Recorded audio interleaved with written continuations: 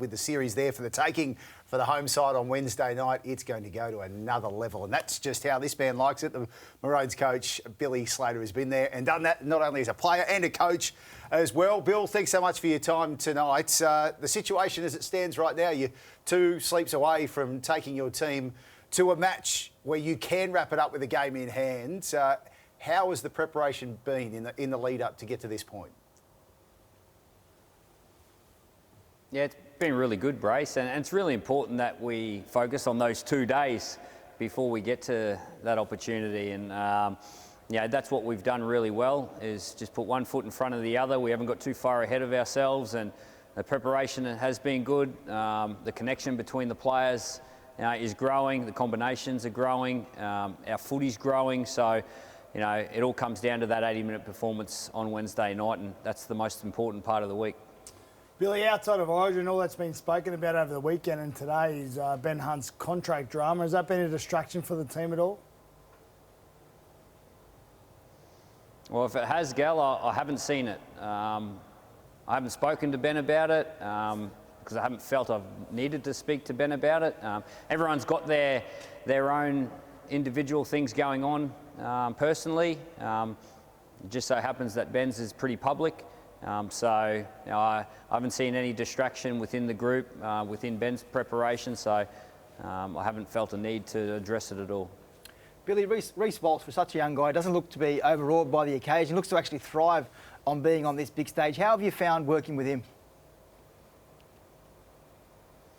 Yeah, I've really enjoyed it, Michael. We all see the brilliance of Reece Walsh and what he brings to the football team, but he's got a great want to be as good as he possibly can. He's got a great work ethic. He's thirsty for knowledge about the position he plays, about the game, about getting better.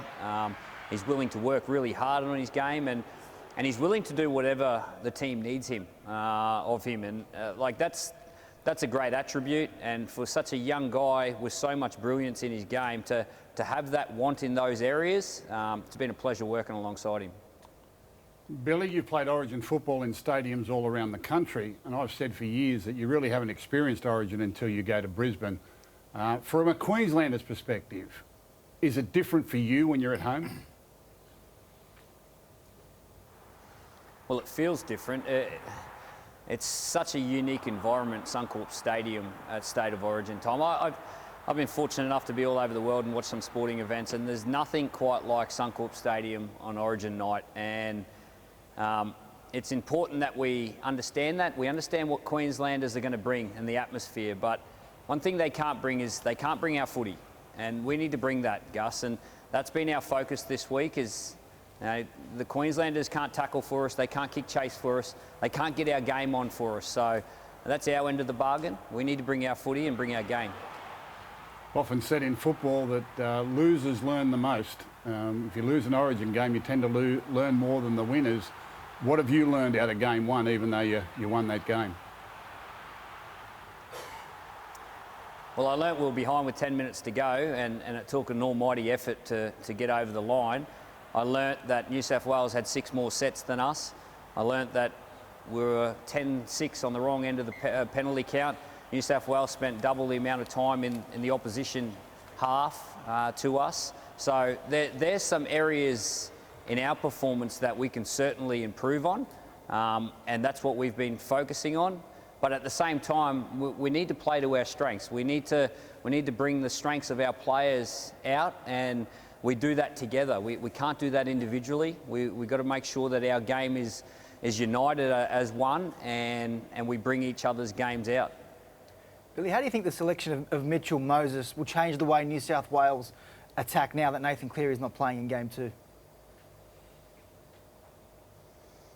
I don't think it'll change very much at all. I think Mitchell does the majority of the kicking. You've got Luai on the left-hand side with a left boot, so we'd have to be aware of that. But I don't think the style will change all that much. Damien Cook, whether he starts or comes off the bench, is quite fast out of dummy half. We need to make sure that we're really alert with that. But at the end of the day, Michael, our priority is to get our own game on and make sure that our backyard's in order before we worry about our opposition. We won't disrespect our opposition. They've certainly been a part of our preparation, but the priority is us. Billy, what about your rotation, your bench rotation with your forwards? Will it change at all because they now have two hookers? Obviously, either Robson will start or come off the bench.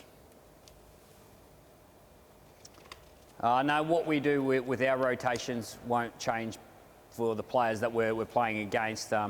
We work our rotations off what we feel is going to give us our best strengths and play our best football. So, we make those decisions around our game and our players. Bill, before we let you go, you and the fellow old boy Kev Smith celebrated, is it the big 4-0 over the weekend? How'd you celebrate? We had the day off yesterday, actually, so I spent a little bit of time with the family. Tried to stay away from Alan Langer. He likes to get a hold of you on your birthday, so scheduling a day off on your birthday was probably a smart move. Well played. You've let the right way there. I'll go say that photo. We just showed a photo of you and Cam. Back in the day, mates, haven't changed a bit. Happy birthday to you. And, of course, plenty of Queenslanders hoping you get the right present on Wednesday night. All the best with it, mate. No worries. Thanks, guys. Have a good night. Good on you. Billy Slater joining us from the Maroon camp. Gus, you said last week on the show you feel that side that Queensland's putting out is a better side than what they put out in Game 1. What scares you the most? Or, not that you get scared, Gus, but what intimidates you the most? If you're the Blues out there on Wednesday night, what are you fearing? I think the three players that come into the side bring a different aspect to their attack. I love Nene as a player. I think that Xavier Coates is a real weapon at both ends of the field.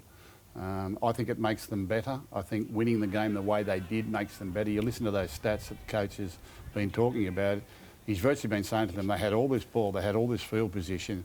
We were down to 12 men and we still won. If we can just get it a little bit better, we'll beat this side and beat them comfortably. I feel a real sense of confidence about that address there from Billy Slater. When Cam Smith came over to our panel gal after that win, I said, was the coach happy? He said, well, he's okay, but there's a lot that we're talking in the 2 or 3 minutes after full time when they'd won a match that they were underdogs. Billy knows everything. He's the ultimate professional. I used to, as a player, I never saw someone prepare better and have his team prepared the same way. He just does everything to the nth degree, and I've got no doubt throughout the game he would have been recording things down, probably have someone recording things for him and showing immediately post-match. As soon as they won that game, he would have been thinking about Game 2 straight away. What do they need to do better?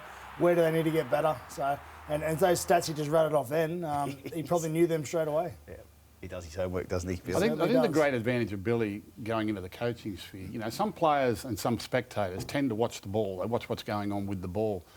When you're a fullback, and particularly a champion class fullback, you're watching everything at once. It's kind of like you're encapsulating a vision of what's moving and what's not moving in the line, both in attack and defence. And I'd imagine he watches the game the same way. I'd imagine he watches a lot of the off-the-ball stuff. What could have happened or what might have happened or how can we conjure that up again to make it work to our advantage. And I think that's where he's really astute. I think being a champion fullback helps him with this sort of role.